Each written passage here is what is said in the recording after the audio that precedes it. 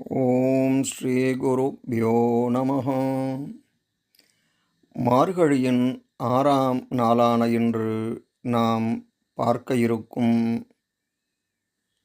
பெருமாள் கோயில் தஞ்சாவூரில் உள்ள பிரசன்ன வெங்கடேஷ பெருமாள் கோவிலைத்தான் என்று பார்க்க இருக்கிறோம். இந்த கோயில் 600 ஆண்டு பழமையானது. இங்கு மூலவராக வெங்கடாஜலபதி அருள் பாலிக்கிறார். தனிச்சன்னதியில் பத்மாவதி தாயாரும் பஞ்சமுக ஆஞ்சநேயர் மற்றும் மகாவிஷ்ணுவின் தசாவதார பெருமாள்களின் சன்னதிகள் கிழக்கு நோக்கி அமைந்துள்ளன. இங்கு ஆண்டுதோறும் வைகுண்ட ஏகாதசி விழா விமர்சையாக நடைபெறுகிறது.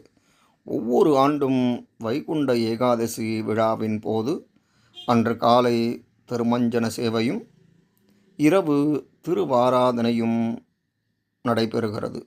நாச்சியார் கோலத்துடன் பெருமாள் புறப்பாடு, பிறகு யதாஸ்தானம் சேர்தல் ஆகிய நிகழ்ச்சிகள் நடைபெறுகிறது.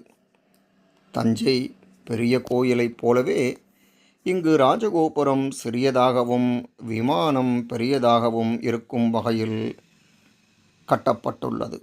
12 தமிழ் மாதங்களை குறிக்கும் வகையிலே 12 படிகள் மீது பெருமாளின் 12 திவ்ய நாமங்களை சொல்லி நடந்து சென்றார் பெருமாளின் அனுக்கிரகத்தால் நாம் நினைத்த காரியம் கைகூடும்.